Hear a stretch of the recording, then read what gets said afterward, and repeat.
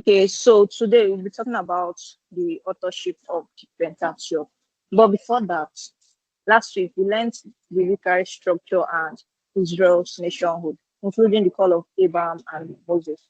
So today, which happens to be the third week, we'll be considering the authorship of the Pentateuch, mainly looking at the arguments for and against Mosaic authorship, the internal and external evidence of the Pentateuch, then the documentary hypothesis.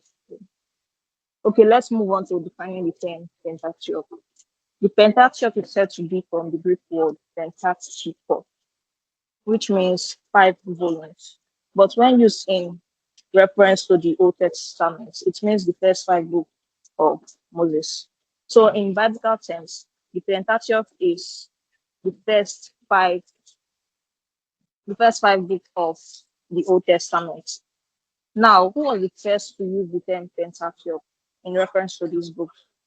Origen, spelled as Origen, was one of the founding fathers of the Pentateuch, and also he was the first person to use the word Pentateuch. Now, the first 5 books of the Old Testament was known to be called the Pentateuch among the early Christians. It was called the Pentateuch, but among the Jews, it was called the Torah. Now, what is this Torah? The Torah, which when translated to mean the law, is said to be considered as the first 5 books of Moses because it's it is viewed as a guiding principle for their social religious activities. So looking at the book classified as the Pentateuch, we mentioned earlier that the Pentateuch was the first 5 books of the Old Testament.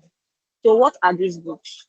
They include the book of Genesis, Exodus, Leviticus, Numbers, and Deuteronomy. Now, were these books originally written in English? The answer is no. The Pentateuch was originally written in Hebrew language, which was the language spoken by the ancient Israelites. Now, there's something you should note when considering the Pentateuch.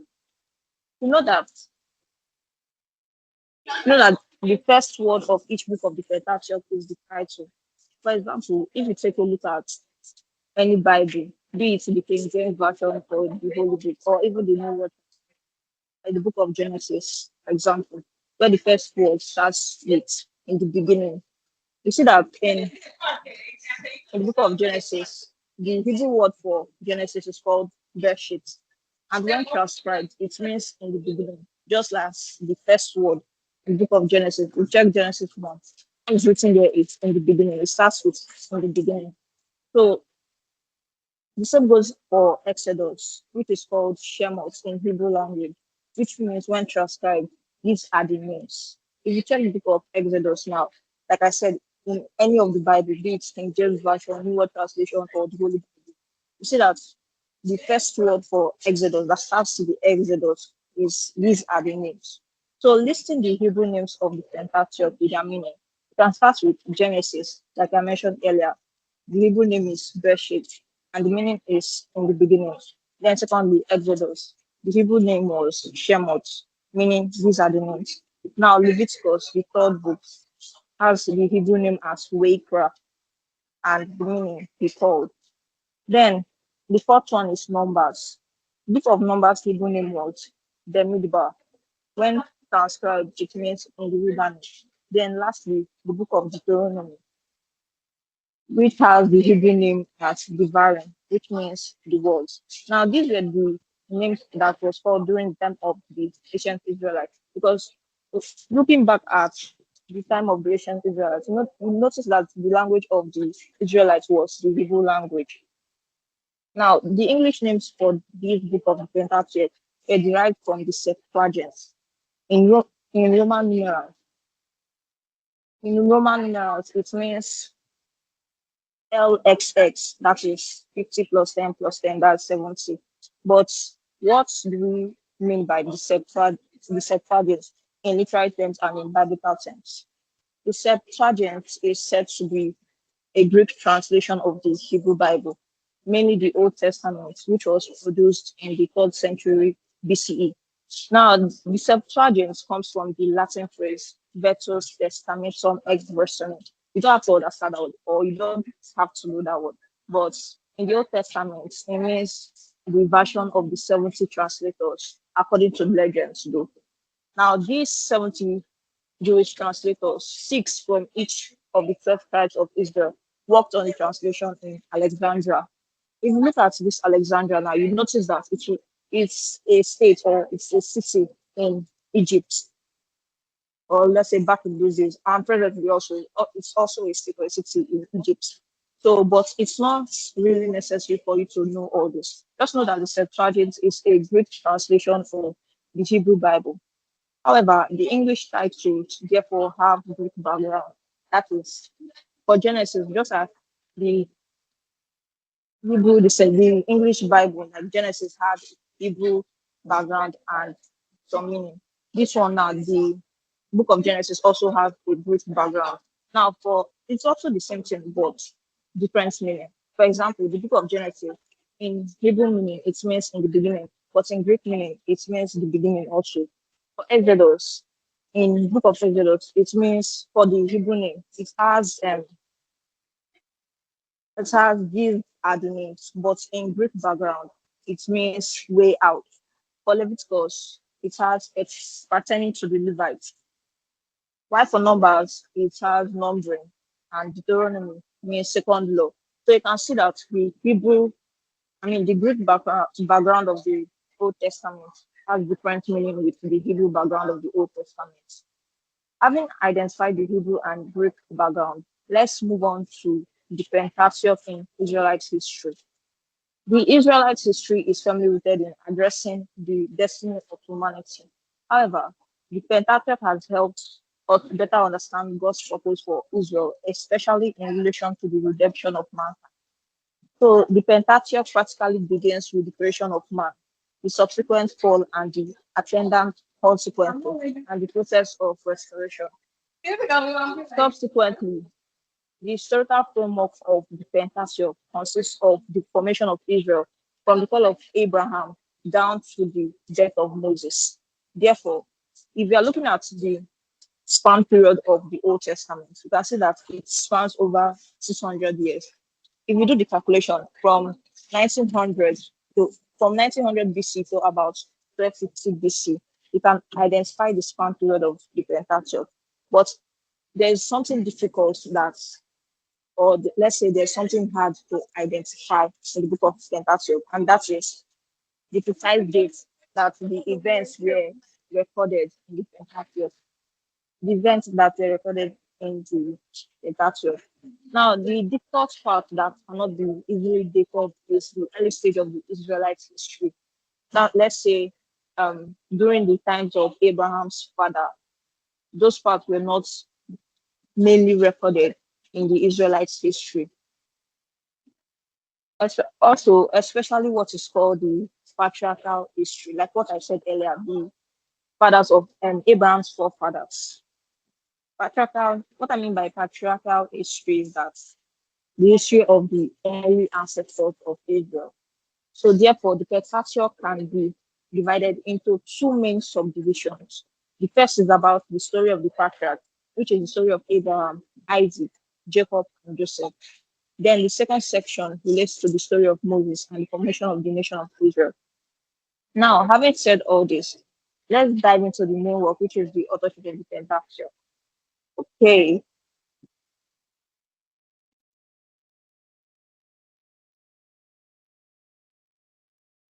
it's fine.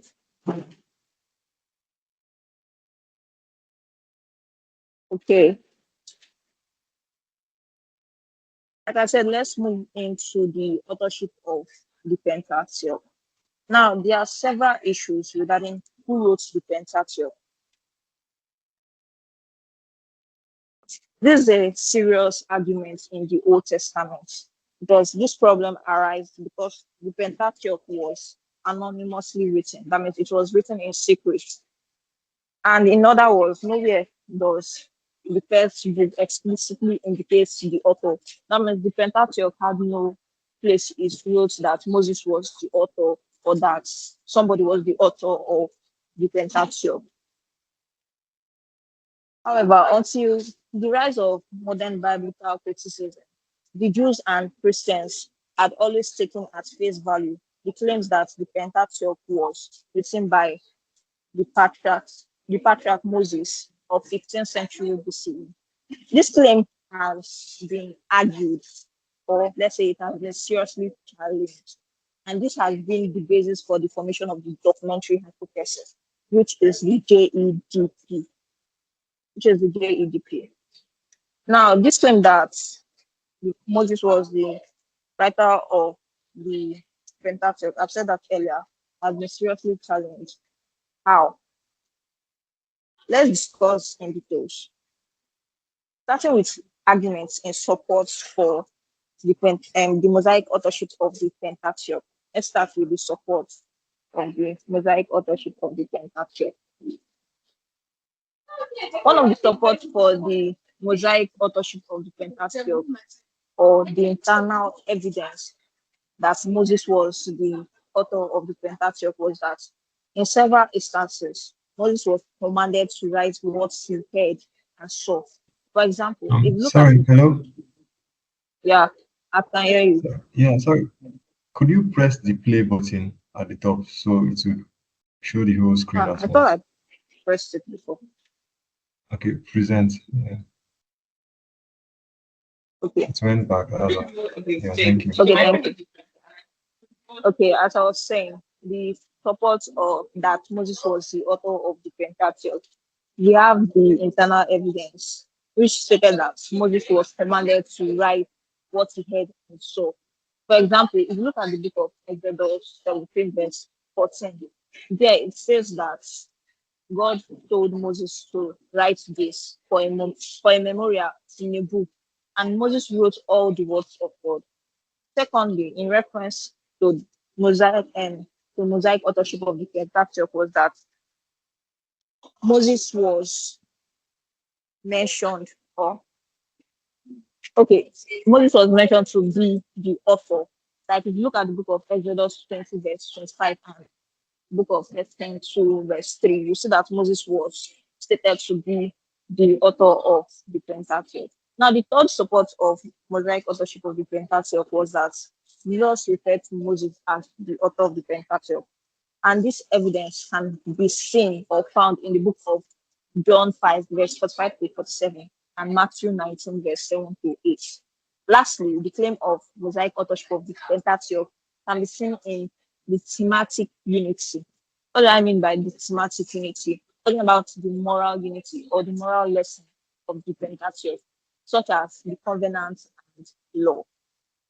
Now, having looked at the support of the Mosaic authorship of the Pentateuch, let's have a quick look at the argument against the Mosaic authorship of the Pentateuch. The first argument was that Moses couldn't have written about his death. What do they mean? Moses died before the Pentateuch was written. So him being dead would not mean that, okay, he woke up or he rose from the dead to come and write the Bible.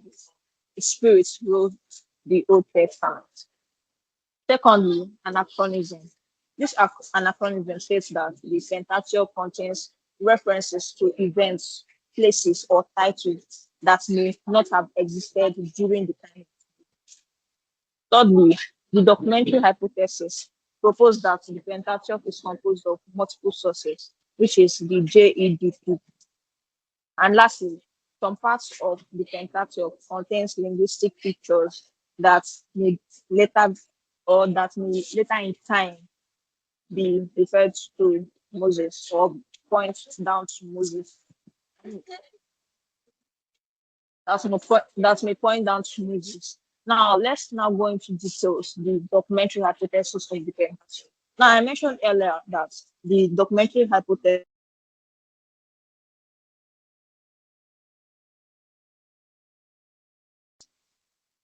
was against the Mosaic authorship of the Pentateuch. Now, what is this documentary hypothesis of the Pentateuch?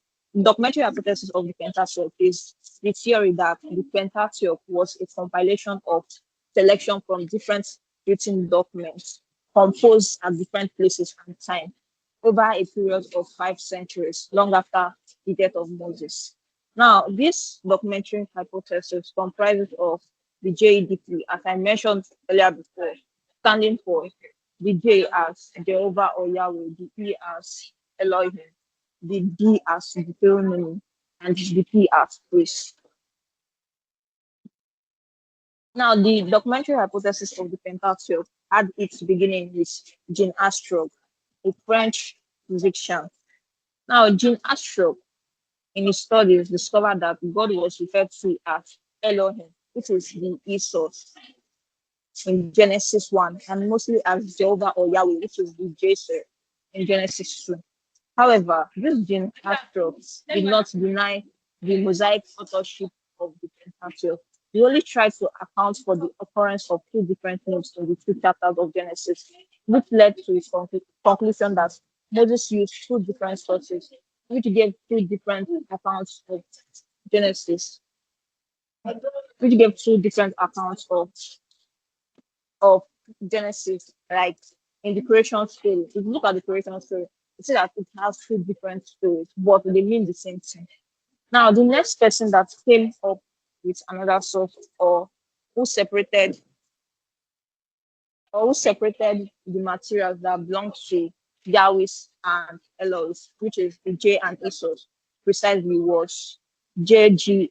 Econ. Now, this J.G. Econ identified that the two written sources also have been traced to being behind the composition of the Pentateuch. Now, the third stage to come up with the contribution of the Pentateuch was William the White. He came up with the Jesus, which is the book of Deuteronomy, as being the book of law, which was found by Prophet Hilkiah. This was during the form of King Josiah of 622 BC, of 622 BCE. Now, the book found during the time of Josiah was called the Jesus because it was entirely separate from the origin of the J and E source, which means the Jehovah or Yahweh source and the Elohim source. After William the White discovered that the life situation or what we call plot is not the same as that of Moses, but the plot was long after the settlement of Moses in Canaan.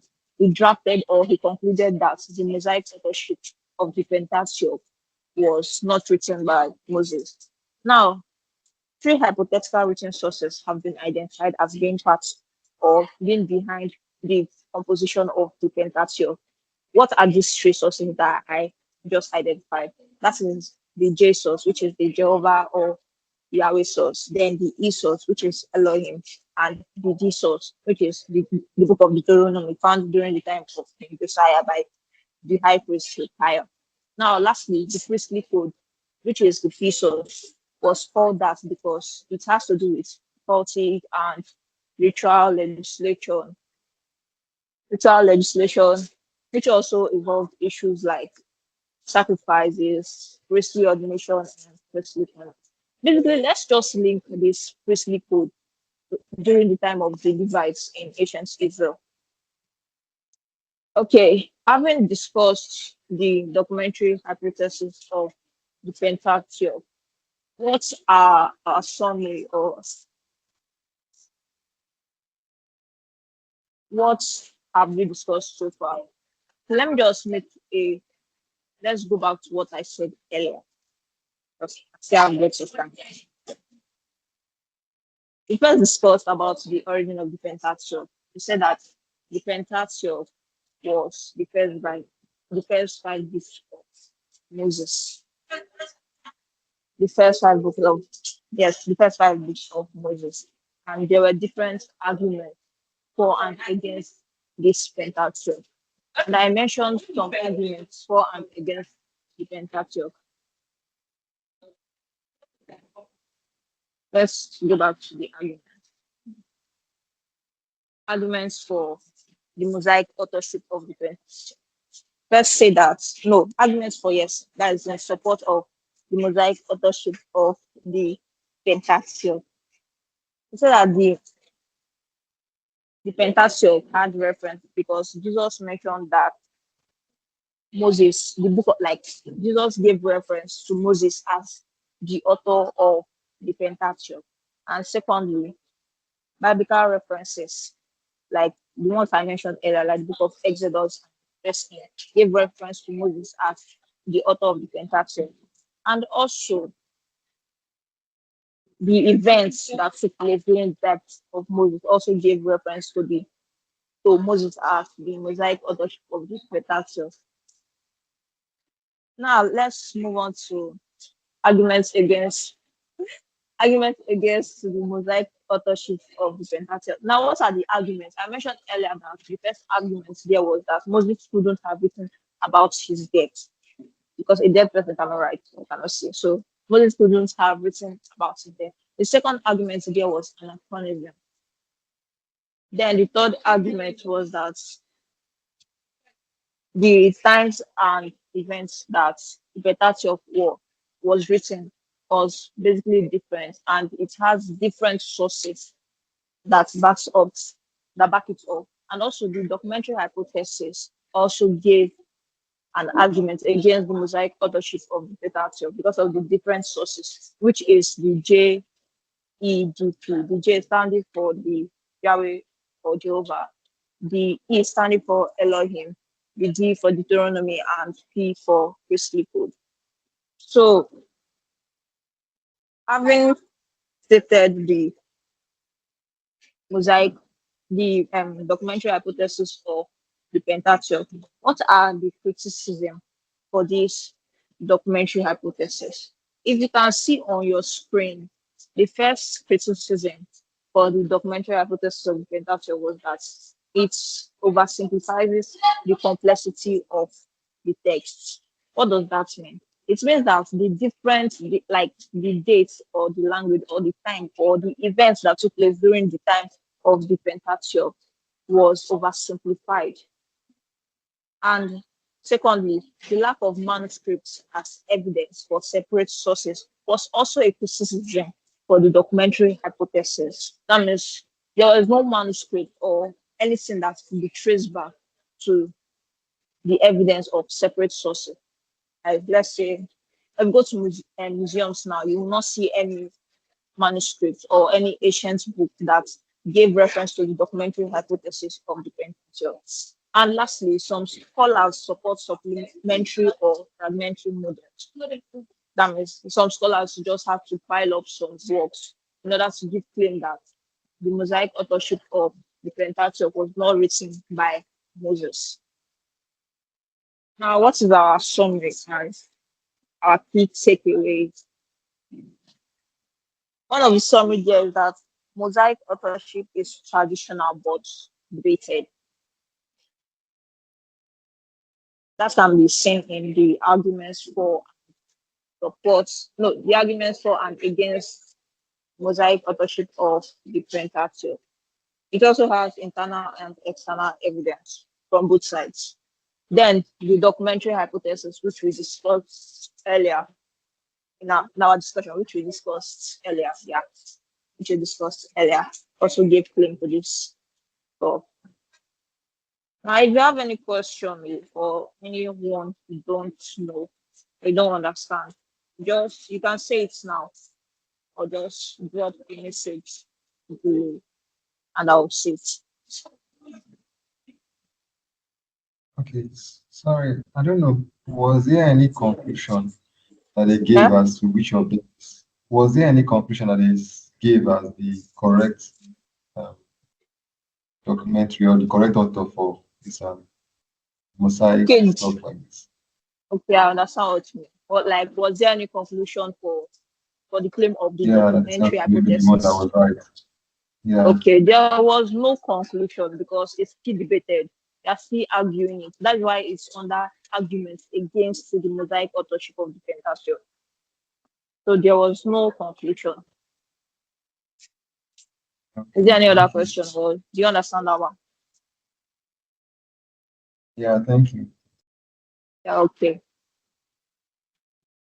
So with no question on hand or any other question, we have some exercises that I would like you to go through at your leisure time, or you can do it now and send it on the chat there. Then I'll go through it. And what is that exercise? The first one there is, what are the strengths and weaknesses of the mosaic authorship? I explained that, but just do it as your take home. The second one is, which evidence do you find most convincing? And thirdly, do the documentary sources help or complicate our understanding? So please do well to go through these exercises.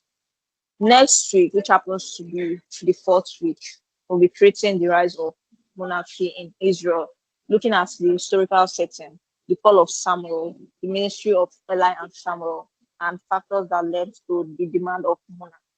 And also, we have one more thing that we'll have to discuss next week, and that is the anointing and reign of King Saul. I think I'm done. Thank you.